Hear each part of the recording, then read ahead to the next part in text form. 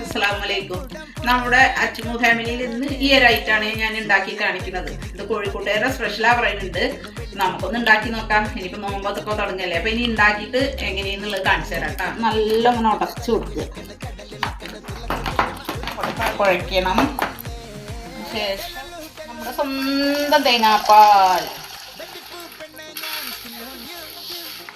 ഇത് നമുക്ക് ഈ നോമ്പിനൊക്കെ നല്ല സൂപ്പറാട്ടോ. കാരണം എന്താ പറഞ്ഞാൽ നല്ല തണുപ്പാണ് സംഭവം. നമുക്ക് നോമ്പെടുത്ത ആൾക്കാർക്ക് നോമ്പ് തുറക്കുന്ന സമയത്തും അത്താഴത്തിനൊക്കെ ഉണ്ടാക്കിയിട്ട് നമുക്ക് കഴിക്കാവുന്ന അടിപൊളി സംഭവമാണ്. അത് അവർ പറയുന്നത് കോഴിക്കോട്ടുകാരുടെ എന്താ കുഞ്ഞിക്കോയാന്നോ കൊച്ചിക്കോയാന്നോ അങ്ങനെ എന്തോ ഒരു പറയുന്നുണ്ട് അവർ. ഇനി ഇത് ഞാൻ എൻ്റെ ഇഷ്ടത്തിന് ഇടുകയാണ്. ഇതൊന്നും നമുക്കിങ്ങനെ അലങ്കരിച്ച് കൊടുത്താൽ നല്ല ഭംഗിയിൽ കാണാൻ, കഴിക്കുമ്പോൾ നല്ല ടേസ്റ്റ് ഉണ്ടാവും. അപ്പം ഇന്നത്തെ വീഡിയോ ഇതേ ഉള്ളൂ. എല്ലാവരും ഒന്ന് ചാനലൊന്ന് സബ് ചെയ്യുക, സപ്പോർട്ട് ചെയ്യുക. ഇതൊരു പറയട്ടെ എങ്ങനെ ഉണ്ട്. സൂപ്പർ, അടിപൊളി അല്ലേ?